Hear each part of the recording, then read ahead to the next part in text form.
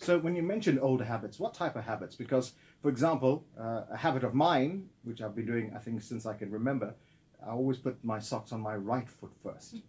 So, I mean, that's an old habit of mine. Is that something necessarily, you'd think, well, yeah, hey, what's wrong with you? Start with your left foot today. So when I'm referring to old habits, it's the kinds of repetitive ways of doing things that might get in our way. So for a certain type, like an Enneagram type 7, for instance, we might have the tendency to avoid pain and try and create a life that's full of joy and full of good times, and maybe not necessarily observing the difficult things.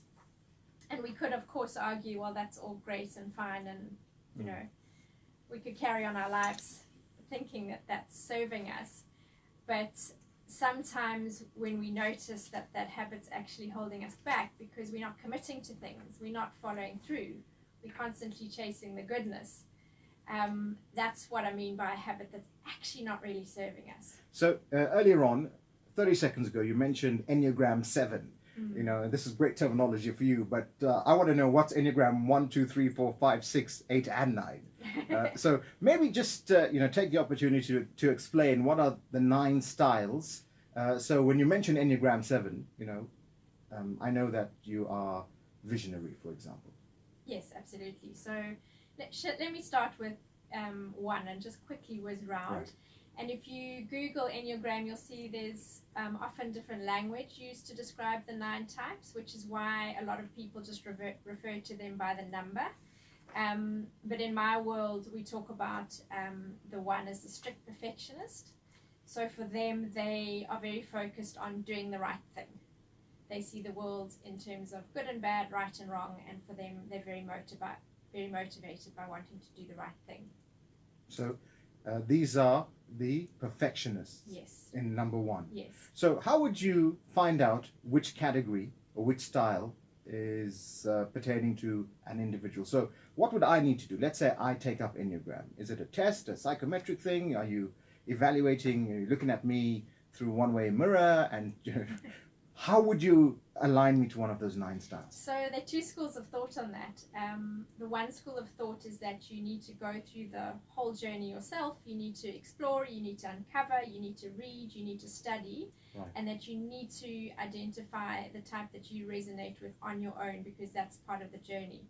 For me personally, I found that very frustrating, which probably speaks to my type as well.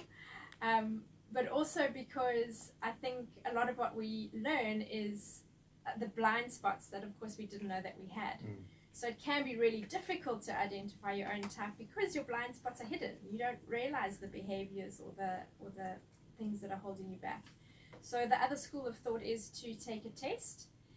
There are a number of online tests available. So like a personality test, Jessica? Yeah, so okay. It's about a 20 to 40 minute questionnaire, which right. takes you through a whole series of questions that you answer, trying to think back to your full life experience.